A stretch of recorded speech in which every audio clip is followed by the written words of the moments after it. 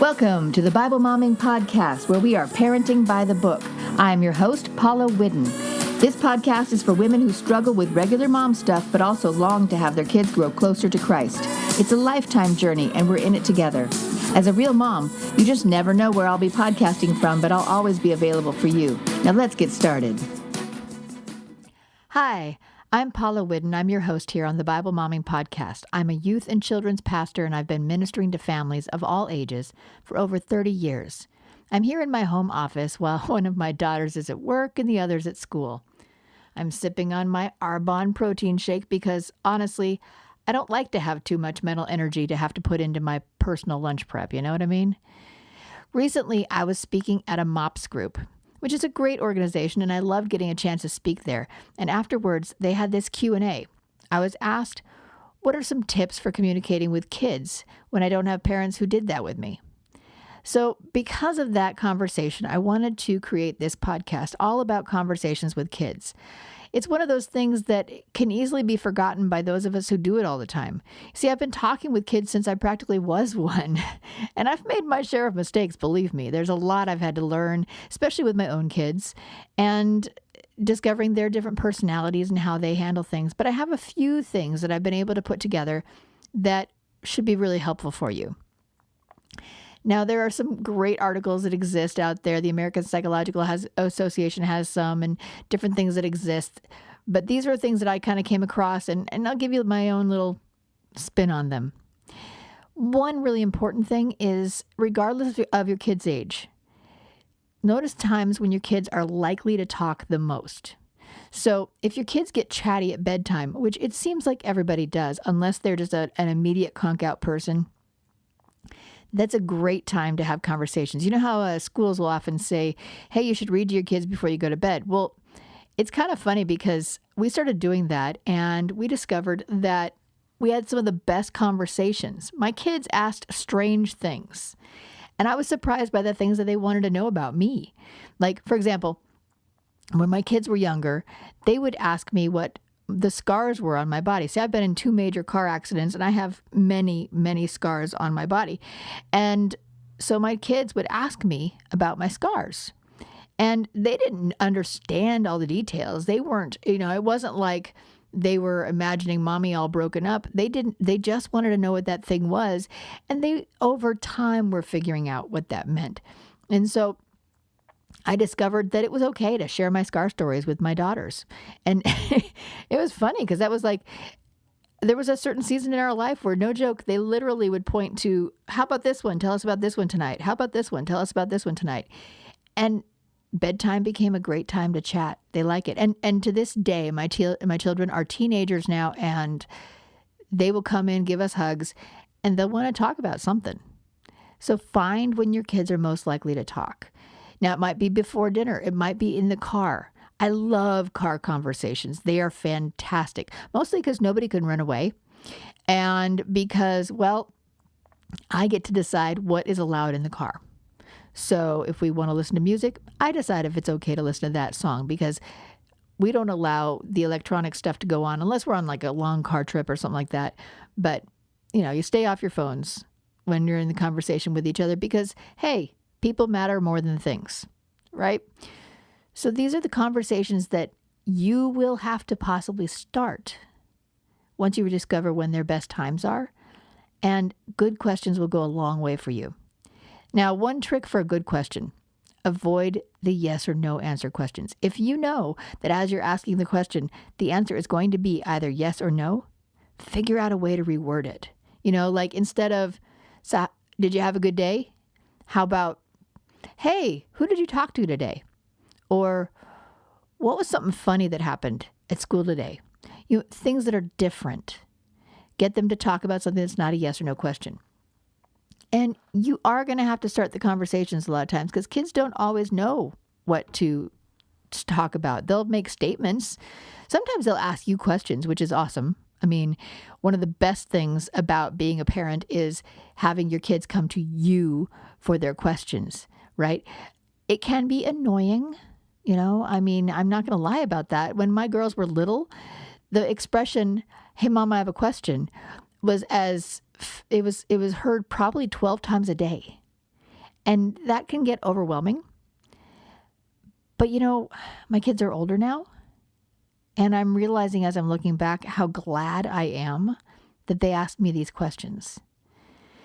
So don't let that get to you. You may have to start the conversation though, because it lets your kids know you care about what's happening in their lives. And you might get pushback. There are times, I've been talking to my kids ever since they were itsy bitsy tiny whiny, and they they sometimes push back. They sometimes don't want to share, right? We went through our season of, hey, I'm asking because I love you. If you don't want me to ask, maybe that's because you don't want me to love you. They don't like that, right? So this is a way of helping our kids know we care about them. We want to know their stuff. Now, one really important thing for you to do is find a time each week for even if it's only 15 minutes, a little one-on-one activity with each kid. Avoid scheduling other stuff during that time. Let them know that you and them, this is really valuable. And it doesn't have to be fancy. It could be running errands together. It could be working on homework together. Unless other people are specifically meant to be included, hold on to that conversation. Keep it private. The best communication between you and your kid is going to happen when others aren't around. And moms, I got to tell you, this is something, we see it on TV all the time because it's entertaining, but that doesn't mean it's real. It doesn't mean it's what's going to be really valuable. Avoid embarrassing your kid. Putting them on the spot in front of others, it leads to resentment and hostility, and it's not good for communication, okay? Now, as you're continuing, learn about your kids' interests. The things that they really care about, music, activities, and you need to show an interest in those interests. These are going to be different from you, and that's okay. That's healthy. And it also takes effort on your part. You know how people often give dads a hard time if they didn't spend time with their little girl, maybe doing tea party or whatever. What if you're the mom who doesn't want to watch the superhero show? What if you're the mom who doesn't want to see the same cheesy, corny... if you grew up as a tomboy and your daughter is a romantic, that's going to feel awkward. And yet, they won't really want to share their stuff with you if they don't know you care about their stuff. Now, starting conversations does not have to necessarily begin with a question. A great way to start a conversation can be that you saw something on TV together and it sparks an idea in you. You could be listening to the radio and a song sparks a thought. You can invite them into your thoughts and ask what they think or what their opinions are. And if they don't agree, give them room for disagreement. They have their own minds. One big thing is to make sure your kids know that you're listening. That means you drop your technology. You give them your eyes. It matters. When your children are talking about their concerns, stop whatever you're doing and listen. Express interest in what they're saying without being, over the top and, so tell me more. There's a fine line there. Listen to their point of view, even if it's difficult to hear. Keep in mind, they are works in progress, as are you. They will have their own opinions at different times that will not go with you. And if you want to be able to continue to have the conversations, just listen to their point of view. It's about getting to know them. And every day is a new day to get to know them because so many new things are coming across their paths. So many new ideas are coming and encountering with their brains, and they're figuring it out. Sometimes they'll say things where it seems like they have it all under, they know exactly what they think and this is who they will be. I am here to tell you, it's not. We are all works in progress, whether you're 10, 2, 50, 70. We can come up with new things and new thoughts, and we do. Make sure they complete their point before you respond. If they feel like you cut them off all the time, they're going to resent that. It's hard. The challenge is if you have a slow talker, making sure that you're sure that they're done. And just to be sure, maybe you might want to repeat what you heard them say just to be sure you understood them correctly. Because if you make assumptions, that will also be a barrier in your communication. But don't give up. Once failed is not always failed. I mean, my kids are at home. I've got an 18-year-old now, so she's been with me all 18 years, and I guarantee you I have messed up multiple times. Keep trying. It's kind of like, if you're building a garden, one of the things I'm learning about gardening is they change. They go through all sorts of seasons, sometimes they don't work. Some seasons what you used to plant doesn't work anymore in that space. So you have to continue to learn, and our kids are like our own little gardens. Now, mamas, one big thing we need to do is respond in a way that your kids will hear. That means to soften strong reactions. Kids will tune us out if we appear angry or defensive, or they may try to provoke that response because, hey, if they can get mom or dad angry, they have a sense of control, right? So it doesn't necessarily mean that they're always saying what they think. Sometimes they're saying what they know will get to you, okay? Express your opinions without putting down theirs. It's okay to disagree with them, right? Resist arguing about who's right. Instead, recognize, all right, I get that you disagree with me, but this is what I think. And even if it's something you're passionate about, give them room for their ideas. Give them a chance to realize the value of yours while not forcing it down their throats. I'm here to tell you that if somebody tried to force me to eat chocolate, as much as I loved chocolate when I was younger, I'll bet you I would have ended up hating chocolate because it was forced down my throat. So, and that's not a trick to get your kids to not eat chocolate, FYI. But understand that trying to push our ideas on our children never is successful. Focus on your child's feelings rather than on your own in the conversation. Sometimes, like if you're talking about music, one of the great things to discover is, what does that mean to you? Because I've heard songs that in my adult ears mean one thing, but to my 5-year-old means something completely different. And it's worth finding out. Now, kids, I got to tell you, mamas, kids learn by imitating. They will follow your lead on how they deal with anger, how they solve problems, and how they work through their difficult feelings. And you might not like that. This might not show up immediately, but as they grow older, you will see the way they picked up on your attitude, and it may not be all that you dreamed of. So work on you, on how you deal with your anger and how you solve problems, because that's going to help in the communication between the two of you guys, or however many children you have. And realize your kids may test you by telling you a small part of an issue they have or what's bothering them. Listen carefully to what they say. Encourage them to talk. And then you might get lucky. They might tell you the rest of the story. But if you shut them down during this exploration time, you may never get to find out what they really thought. You may never get to those great conversations. There are some tricks about this. You can create talking rituals, patterns that are developed in our lives. We all like patterns, whether we want to admit it or not. We fall into them.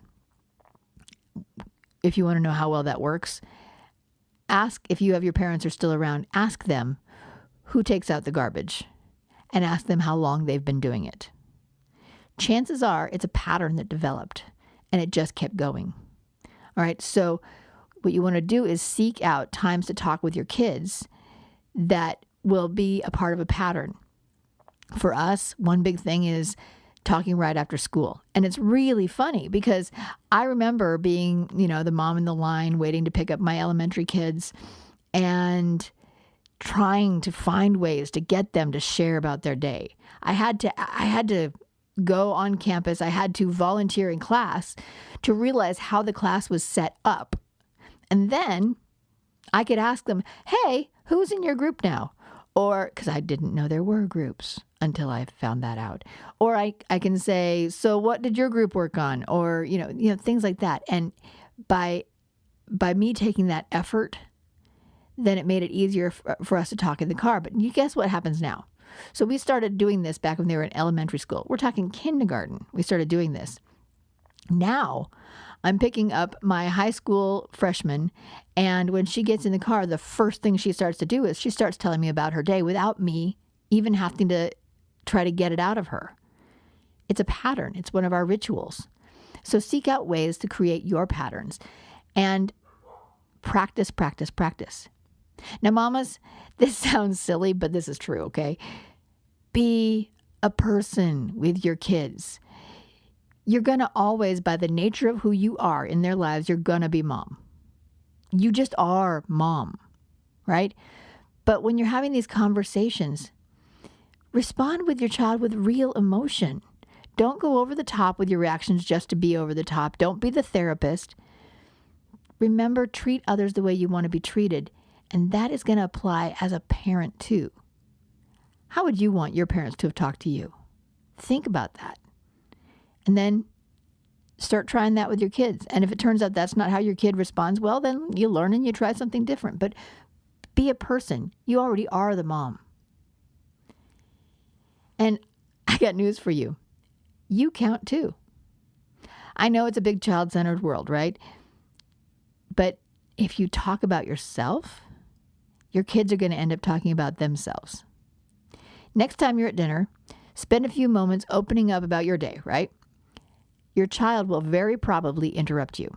And I guarantee you won't get to end your story. If you can anticipate that, it won't hurt you so much when you're thinking, hey, nobody cares about my stories. But they do, because you just gave them permission to share theirs. And yeah, mamas, you can give advice. I know it's hard to believe, but our 21st century kids of all ages still want direction. After you shared a story, after they've shared a story, after you've responded, discuss how your kid might handle the situation different next time. Ask for ideas. Don't be afraid to give yours. Try not to lecture, pay attention to those little tiny signals of, you going on too long. Keep it short and use your life wisdom as a guide. They are aching for the support and guidance of those who care about them. And if they don't have that, they will turn to those who don't, because some guidance is better than no guidance. And mamas, I'm here to tell you, encourage, encourage, encourage. Kids thrive on positive attention. They want attention, any kind of attention, and they will take whatever they can get. If they can't get the positive, they will take the negative, okay? But they really want the positive. So seek it out. Be genuine, don't fake it. They'll know the difference. But seek out opportunities to praise your kids. A lot of parents find it easier to provide negative feedback than positive, okay? I'm here to tell you, praise and encouragement go a long way.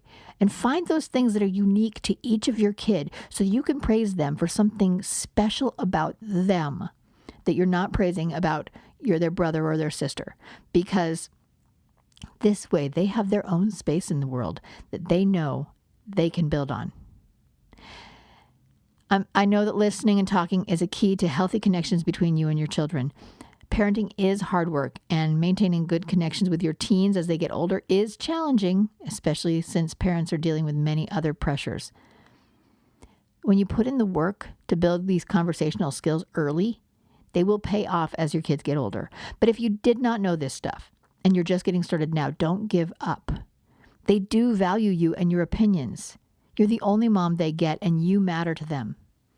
Now, if you are having problems over an extended time period, you might want to consider consulting a mental care professional, a therapist or psychologist, to find out how they can help, because what they essentially are is a go-between, somebody who can be a sounding board.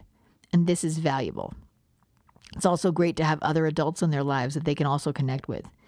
Now, there are some great Bible verses relating to communicating with your kids that they don't say this specifically. So see if you notice some of the things that I've already shared with you in these verses.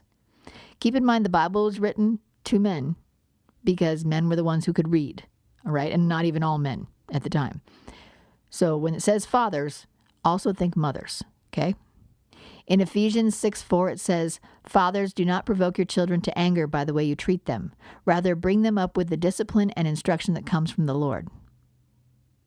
In Colossians 3:21, it says, "Fathers, do not aggravate your children or they will become discouraged." Mothers, do not aggravate your children or they will become discouraged. In James 1:19, it says, "Understand this, my dear brothers and sisters. You must all be quick to listen, slow to speak, and slow to get angry." And then in Ephesians 4:29, it says, "Don't use abusive language. Let everything you say be good and helpful so that your words can be an encouragement to those who hear them." As you seek to communicate with your kids today, remember the golden rule. Treat others the way you want to be treated. It fits all the things I mentioned. Our kids want our respect and our love, which is hopefully the kind of love that's described in 1 Corinthians 13, where it says that love is patient, kind, not envying, not boastful, not proud, not rude, not self-seeking, not easily angered, keeps no records of wrong, does not delight in evil, but rejoices in the truth. It always protects, always trusts, always hopes, always perseveres.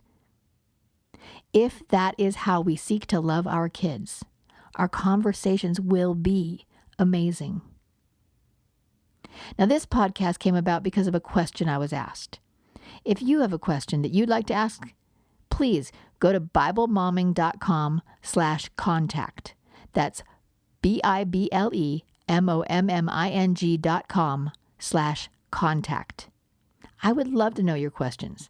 Also, come on over and join us in the Bible Momming Facebook group. We'd love to have you join us and meet one another and support one another and encourage one another. I've enjoyed this time we have together. I know you have plenty of things to do and many options, so thank you for listening. Remember, love is patient, love is kind, and that is never more real than in our families. God bless you and have a great week.